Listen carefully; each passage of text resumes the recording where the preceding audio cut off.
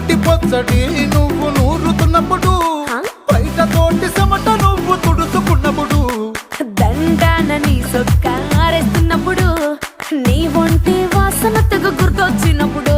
రెండు చేతులెత్తి జుట్టు ముడిసినప్పుడు, జండు కత్తుకొని పడుకున్నప్పుడు, అలసిపోయి నువ్వు ఆవలించినప్పుడు,